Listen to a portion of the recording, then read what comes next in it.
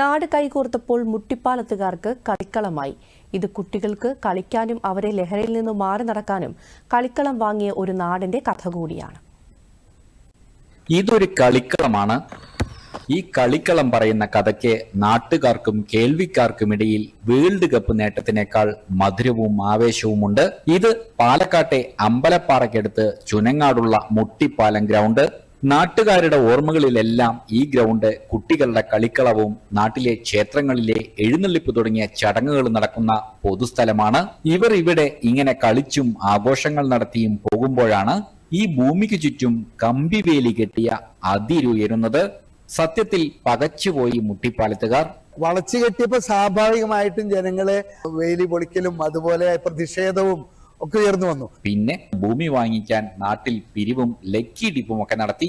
ഭൂമി വിട്ടുകൊടുക്കാനാവില്ലല്ലോ, അവരുടെ കുട്ടികൾക്ക് കളിക്കാൻ കളിക്കളം വേണം. ഇതിനുള്ള എല്ലാ ശ്രമവും പാളിച്ചകൾ മനസ്സിലാക്കി അത് തിരുത്തി മുന്നോട്ട് പോകലായിരുന്നു അടുത്ത ലക്ഷ്യം. ഞങ്ങളെ ട്രസ്റ്റ് രൂപീകരണം നീണ്ടുപോയി. അത് 6 മാസത്തിലധികം നീണ്ടുപോയപ്പോൾ ഇതിലേക്ക് പണം സമാഹരിക്കാനുള്ള അക്കൗണ്ട് ശരിയാവത്തിൻ്റെ ഭാഗമായിട്ട് ആ സ്പിരിറ്റ് പോയി. അതുകൊണ്ടാണ്, അല്ലെങ്കിൽ ഞങ്ങൾക്ക് ഈ ഒരേക്കർ മുഴുവൻ അന്ന് വാങ്ങാൻ കഴിയുന്ന രൂപത്തിലുള്ള ഒരു അന്തരീക്ഷം നമ്മുടെ നാട്ടിൽ ഉണ്ടായിരുന്നു. അങ്ങനെയുള്ള സഹായങ്ങളും വാഗ്ദാനം ഉണ്ടായിരുന്നു. പക്ഷെ പിന്നീട് ഞങ്ങൾ വീണ്ടും ശ്രമകരമായ പ്രവർത്തനത്തിലൂടെ ഒരു സെന്റിന് 1 ലക്ഷം രൂപ ചാലഞ്ചിലൂടെ നിരവധി വ്യക്തികൾ സംഭാവന നൽകി.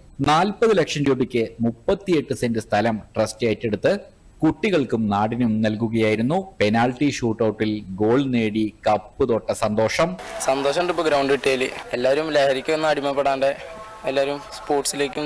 ഇതുപോലെ ഒരു ഗ്രാമം ഇങ്ങനെയൊരു ജാഗ്രതയോടുകൂടെ ഒരു കളിസ്ഥലം വാങ്ങിയതായിട്ട് ഞങ്ങൾക്ക് അറിവില്ല. ഈ ലഹരിക്കെതിരായിട്ടുള്ള പോരാട്ടത്തിന്റെ പ്രതീകമായിട്ടാണ് ഞങ്ങൾ ഈ ഗ്രൗണ്ടിനെ കാണുന്നത്. സമീപത്തെ 12 സെന്റ് കൂടി വാങ്ങി ഒരു 7s ഗ്രൗണ്ട് ആക്കാനാണ് ഇനി തീരുമാനം.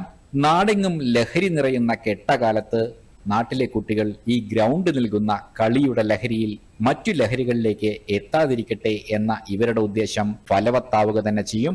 ദൂരദർശൻ വാർത്തകൾക്ക് വേണ്ടി പാലക്കാട് നിന്നും ശ്രീകുമാർ.